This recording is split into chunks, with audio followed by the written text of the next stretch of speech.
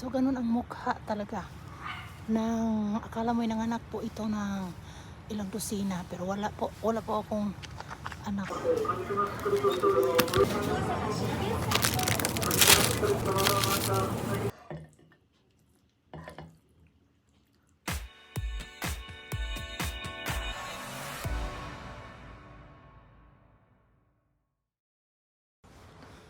Magandang araw po sa inyong lahat. So, it's another day, another vlogging.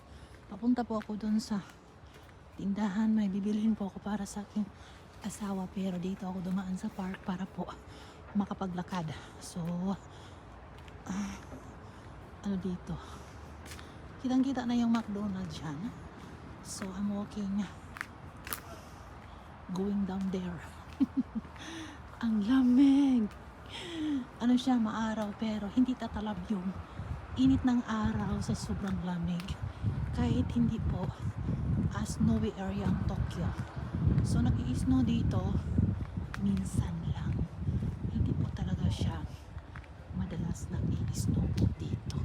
So anyway, kapitbahay namin si McDonald. At hindi po ako papunta sa McDonald. Sa likod lang po ng McDonald. So dito po ako laging naglalakad, and we need to walk every day. So kita niyo yung mga dahon dito sa Tokyo, may mga green pa. Pero nung pinuntahan namin na bundok, wala. Kasi alam niyo na, sa bundok sobrang malamig yun. Tapos ano siya winter pa talaga. So kakaiba yung lamig doon. Masarap magtambay sana dito sa park, kaso hindi mo kayanin yung lamig, maninigas ka. So alam nyo tong park na to, ito yung lugar kung saan dati dito po ako nagkaroon ng malakas na katawan during my daily rehabilitation walk sa aking pagkatapos nakapira sa puso. So may nakikita kayo ditong mga bus, Tokyo, Japan, Yokosuka Group, bus tour po ito. So gaya lang din ng namin.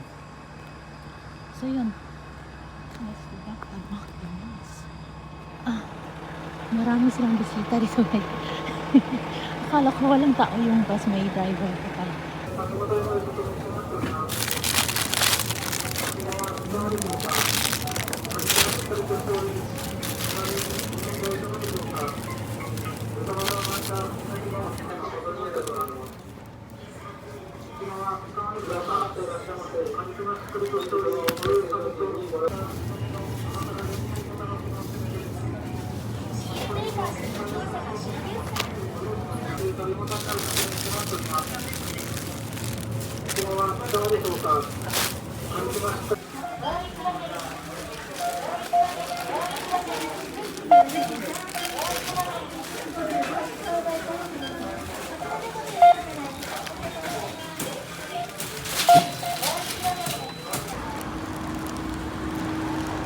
Pauwi na po ako sa bahay at pakinggan namin sa bahay na ito talaga din tayo.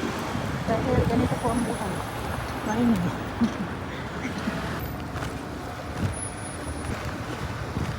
Pahinga muna ako dito.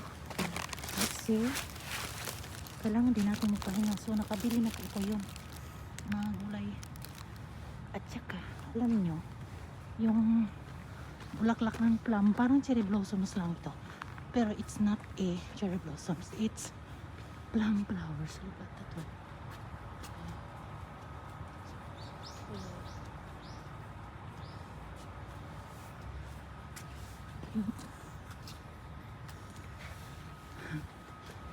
Diba? Okay. Para siyang cherry blossoms, pero hindi. Bulaklak po yan siya ng plum. Akala ko talaga dati cherry blossom, sabi ko. Ito po yung bulaklak ng cherry blossom, but it's not. Sabi ng aking asawa, hindi yan cherry blossom. Bulaklak ng plum. So, ayan. Okay. Upo muna ako dito.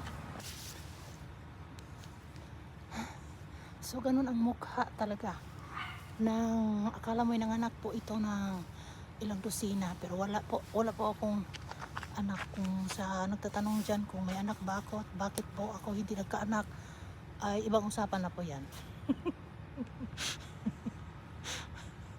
Magbilad ako ng init ito, pero hindi tatala po yung init ang araw sa lamig ng panahon. So alam niyo yung thumbnail ko po sa live ko before, dito ako kumuha ng video, ginaganyan ko lang. Okay, uwi na tayo sa bahay kasi wala tayong magawa dito eh.